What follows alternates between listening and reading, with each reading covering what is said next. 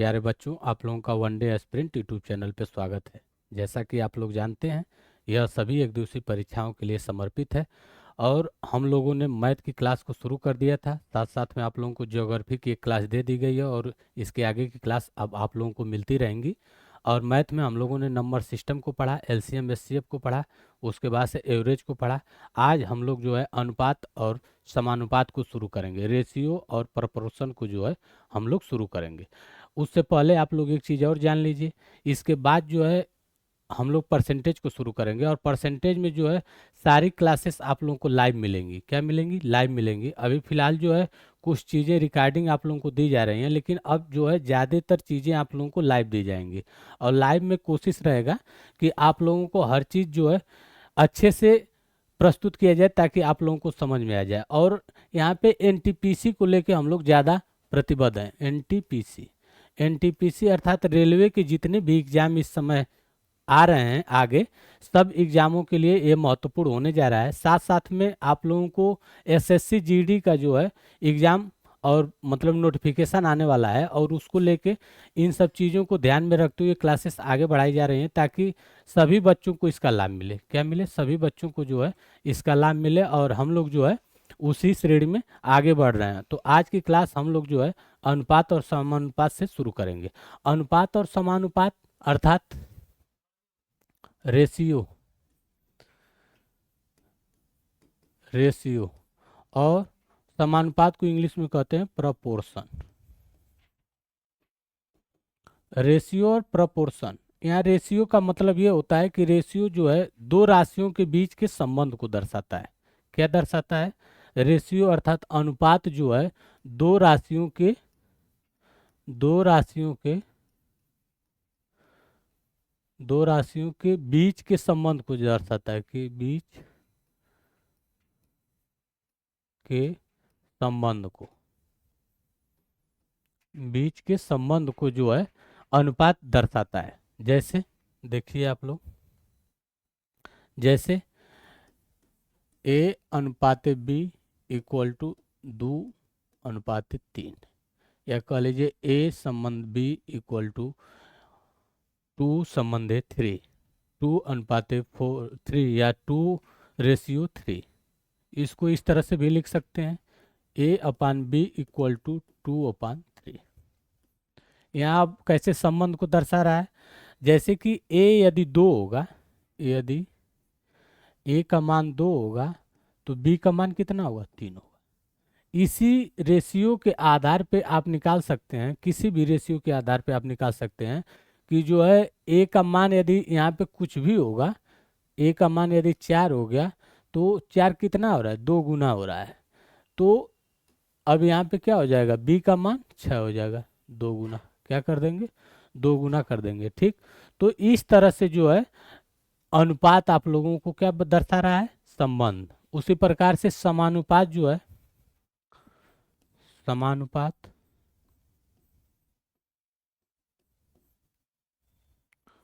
समानुपात अब समानुपात में क्या है कि ये जो है कि दो दो राशियां यदि आपस में बराबर हैं, जैसे ए अनुपात बी इक्वल टू सी अनुपात डी, ए अनुपात बी इक्वल टू सी अनुपात डी, तो यहाँ पे क्या कर रहा है कि ए संबंधी बी जो है सी संबंधी डी के बराबर है।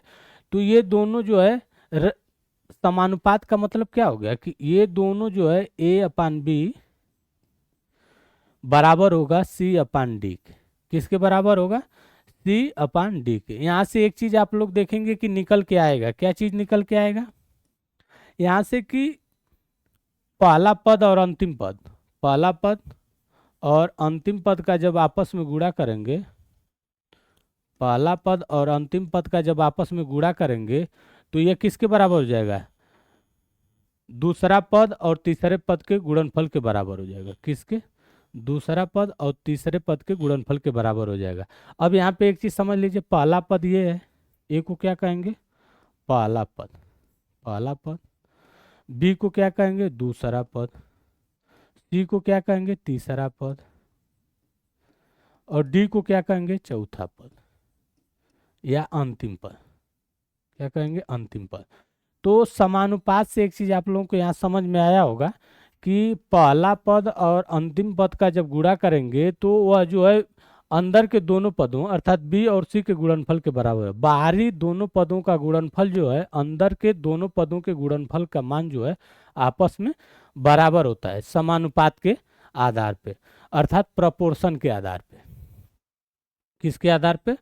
प्रपोर्शन के आधार पे। ठीक। अब इसके बाद आप लोग समझेंगे कि इससे कैसे एग्जाम में प्रश्न आते हैं, कैसे जो है एग्जाम में रेशियो से प्रश्न आएंगे, इसको आप लोग देखिए एग्जाम में कैसे प्रश्न आएंगे। जैसे अब यहाँ पे रेशियो दिया हुआ है A/B = 2:3 और दिया हुआ है B/C = 4:5।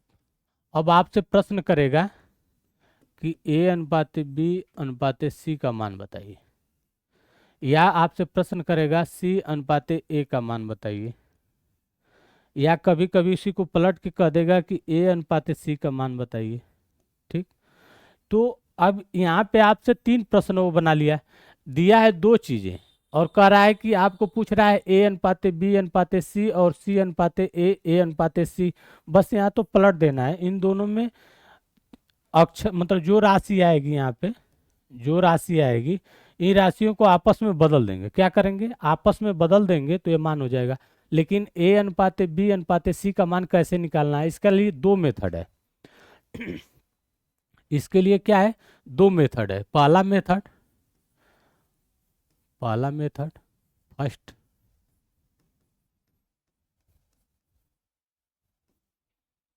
फर्स्ट मेथड आप लोग यहाँ समझिए।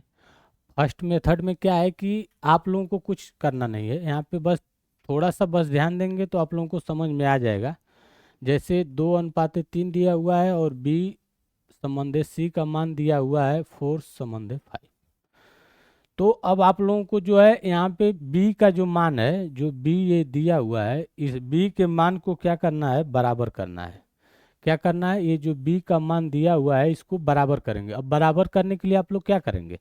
अब यहाँ तो सीधे सीधे जैसे 4 और 3 है तो यहाँ पे 4 का गुणा कर देंगे और यहाँ जो है 3 का गुणा कर देंगे, तो यहाँ से मान निकल के आ जाएगा A/B/C।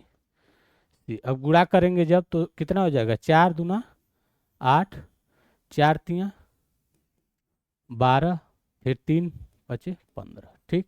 एक तो मेथड ये हो गया, इसको कम लोग समझ पाते हैं, लेकिन एक कोशिश करेंगे तो आप लोग समझ सकते हैं, क्योंकि बार बार जब गुणा करना होता है तो कभी कभी आदमी बच्चा ध्यान नहीं देगा और बच्चा जो है इसका गुणा 2 बार कर देगा, तो यहाँ पे जो अनुपात 12 है इसको 2 बार लिख देगा। बस यही क्वेश्चन आपका गलत हो जाएगा, क्योंकि जब एक बार आप 3 का गुणा 4 में कर दिए, 4 का गुणा 3 में जब कर दिए हैं तो इसको आप छोड़ देंगे। ठीक। तो यहाँ पे एक बार गुणा करने के बाद दोबारा नहीं करेंगे। ठीक। तो ये एक मेथड हो गया। दूसरा मेथड देखिए,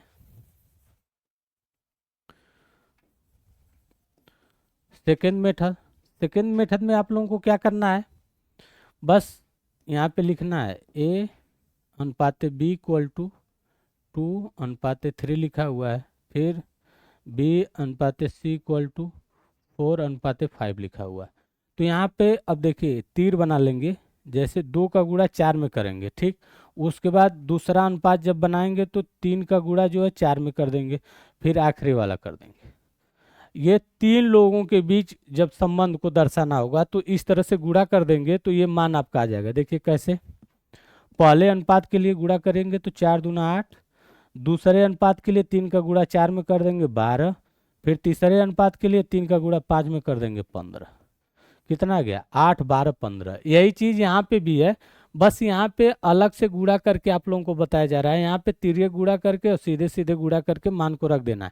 तो ये जो है आसान होता है। जो सेकेंड मेथड है यह मेथड जो है आसान होता है, यह जो है नियम आप लोगों के लिए आसान होगा, इसी वजह से जो है इसको ज़्यादा लोग उपयोग करते हैं और ये वाले में कम। ये जब बड़ा हो जाएगा, जब चीज़ें बड़ी हो जाएंगी, जैसे A/B/C/D/E,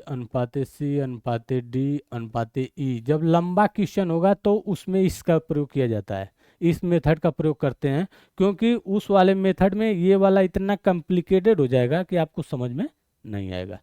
तो अब आप लोग तो समझ गए होंगे। अब यहाँ से आपका मान निकल के आ गया है, 8:12:15, 8:12 ठीक। अब यहाँ से सी और ए का पूछ रहा है, तो यहाँ से सी का मान निकाल लेंगे, 15 है, और ए का मान 8, फिर ए और सी का कह रहा है तो 8:15। तो आप लोगों को जहाँ तक उम्मीद है कि समझ में आया होगा कि रेशियो कैसे निकाला जाता है। ठीक, किसी भी चीज़ का जो है रेशियो कैसे निकालते हैं। रेशियो का अर्थ सीधा सीधा है कि ए और बी के बीच के संबंध के बारे में बताया जा रहा है। क्या बताया जा रहा है? बी और सी के संबंध के बारे में, कि ए यदि 2 होगा तो बी 3 होगा, बी यदि 4 होगा तो सी 5 होगा, और ए बी सी तीनों में क्या कह रहा है कि यदि ए 8 होगा तो बी जो है 12 होगा, और सी कितना हो जाएगा? 15। ठीक, तो इसी प्रकार से एक क्वेश्चन और आप लोग देखिए। अब एक क्वेश्चन जैसे दिया हुआ है, A/B 9:15। यहाँ एक चीज़ और आप लोग जान लीजिए, कभी भी संबंध को जब भी दर्शाएंगे तो एक ही अंक से दोनों न कटे। अर्थात जैसे 3 से कट रहा है, 3 त्रिक 9, 3 पचे 15। आपका अनुपात कितना होगा? 3:5 होगा। कितना होगा? 3:5। 9:15 भी सही है, लेकिन ज़्यादा यथार्थ क्या है? 3:5। 3:5। अब 3:5 यहाँ लिखा गया है, अर्थात आप लोग इस बात को ध्यान दीजिए कि यहाँ पे जो है ये दोनों क्या हो जाएंगी? सअभाज्य संख्याएं। क्या हो जाएंगी? सअभाज्य संख्याएं। कभी कभी आप लोगों से पूछ लेता है प्रश्न में, जैसे थियरी टाइप में पूछ लेगा कि जब हम किसी रेशियो को दर्शाते हैं तो किस प्रकार से दर्शाते हैं। तो वहाँ पे आप लोग ध्यान दीजिएगा कि इसमें जो है सअभाज्य संख्याओं का प्रयोग होता है। और सअभाज्य संख्या हमने नंबर सिस्टम में आप लोगों को पढ़ाया है कि कोई भी दो संख्याएं जब एक जगह लिखी हूँ तो ये संख्याएं जो है अपने आप में एक दूसरे से न कटें। क्या हो? अपने आप में जो है एक दूसरे से न कटें, अलग अलग भले कटें, जैसे 2 से 4 कट रहा है, लेकिन 4 और 5 यहाँ पे क्या है? सअभाज्य संख्याएं, क्योंकि ये दोनों जो है एक दूसरे से नहीं कट रही हैं। ठीक, तो अब हम लोग जो है यहाँ क्वेश्चन करेंगे। क्वेश्चन देख लीजिए। ए संबंध बी इक्वल टू 3:5, बी संबंध सी इक्वल टू 7:9। अब कह रहा है कि आप लोग बताइए ए संबंध बी संबंध सी का मान ज्ञात करना है। तो यहाँ पे आप लोग अब क्या करेंगे? तो यहाँ पे जो है इस तरह से आप लोग तीर का निशान बनाइए, गुणा कर लीजिए। तो यहाँ से जो मान आएगा क्या आएगा? 7 त्रिके 21, 5 सते 35, और 9 पचे 45। सिंपल हुआ ना? समझाने के लिए ज़्यादा समय लगेगा, लेकिन जब आप प्रैक्टिस करेंगे इसको, जितना ज़्यादा से ज़्यादा प्रैक्टिस करेंगे उतना आसान ये क्वेश्चन होता चला जाएगा। और ये बहुत आसान टॉपिक है। इसके बाद जब हम परसेंटेज शुरू करेंगे तो इन सब चीज़ों का उपयोग उसमें होगा। इस वजह से इन तीनों चारों जो टॉपिक थे हमने पहले कराए, अब इसके बाद से परसेंटेज की आप लोगों की क्लास लाइव शुरू किया जाएगा। तब तक के लिए जो है अभी रिकॉर्डिंग वीडियो आप लोगों को दी जा रही हैं। अनुपात और समानुपात की जो 4-5 क्लासें आप लोगों के सामने आएंगी, सभी रिकॉर्डेड होंगी। उसके बाद से जैसे ही ये क्लास समाप्त होती है तो हम आप लोगों को जो है परसेंटेज के साथ लाइव जुड़ेंगे। और कोशिश हम कर रहे हैं कि आप लोग जितना ज़्यादा से ज़्यादा इसको जो है शेयर कर दीजिए, और लाइक भी करिए तथा कमेंट भी करिए। कमेंट जरूरी इसलिए है कि आप लोग जब कमेंट करेंगे तो हमको पता चलेगा कि आप लोगों को कितनी चीज़ें समझ में आ रही हैं। ठीक, तो इसको जितना ज़्यादा से ज़्यादा हो सके कमेंट करें, ताकि हमें भी पता चले कि आप लोग कितना अच्छे से इसको देख रहे हैं। ठीक, आज की क्लास को यहीं हम समाप्त करेंगे। धन्यवाद।